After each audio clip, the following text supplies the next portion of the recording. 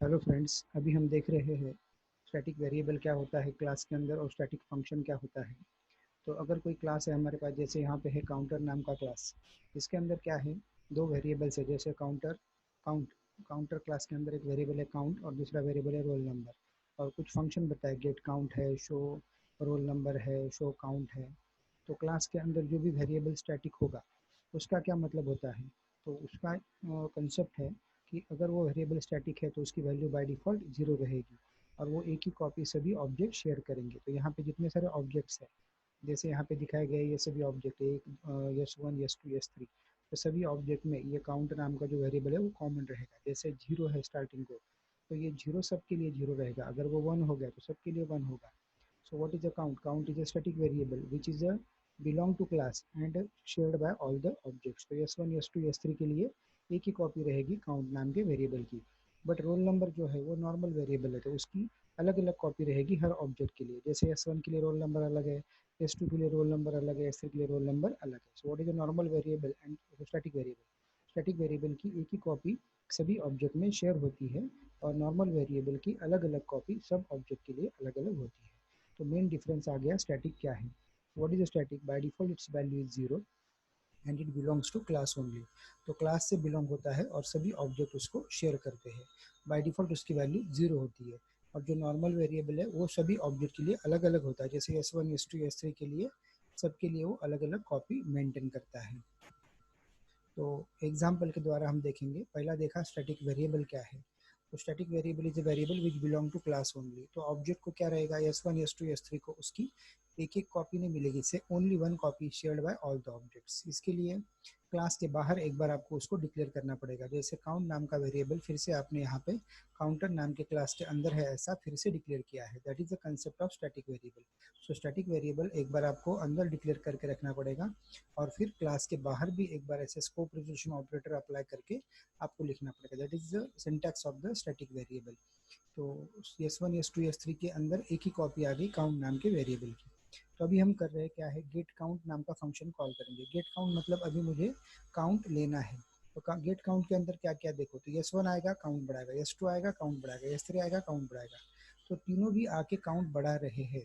तो तीनों भी आके, जैसे एस वन आएगा काउंट बढ़ाएगा, एस टू आएगा काउंट बढ़ाएगा, एस थ्री आएगा काउंट बढ़ाएगा। तो एस वन ने जब काउंट बढ़ाया तो कितना था, जीरो का वन हो गया। फिर एस टू ने वन का टू कर दिया, एस थ्री ने टू का थ्री कर दिया।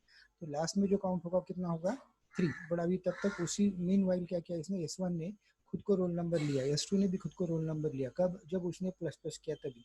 तो जीरो का वन किया किसने, एस वन ने, तो रोल नंबर कितना हो गया उसका, वन।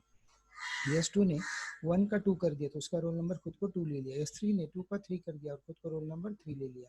सो रोल नंबर सबके लिए अलग अलग आ गए, मगर फिर से अगर काउंट सबको पूछा S one S two S three को, तो क्या आएगा, थ्री थ्री थ्री बोलेंगे। So what is the static variable again? Static variable is a variable which default value is zero and which belongs to the what belongs to the class only and एक ही copy सबके लिए रहेगी।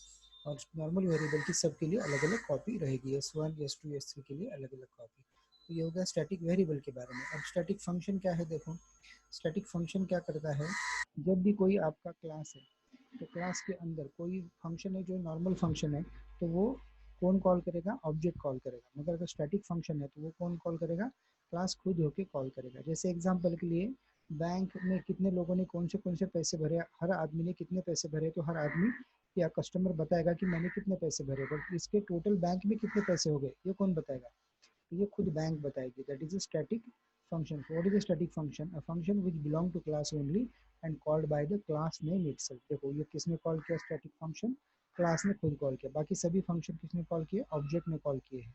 Static function सिर्फ कौन call करता है, class खुद call करता है। सबसे अच्छा एग्जाम्पल है बैंक का। मतलब कस्टमर ने किस कस्टमर ने कितनी अमाउंट भरी है बैंक में, ये कस्टमर बता सकता है। और टोटल बैंक में कितना पैसा हो गया ये कौन बताएगा, खुद बैंक बताएगी। सो you have to call the static function by the scope resolution operator with the class name. So that is the concept of a static.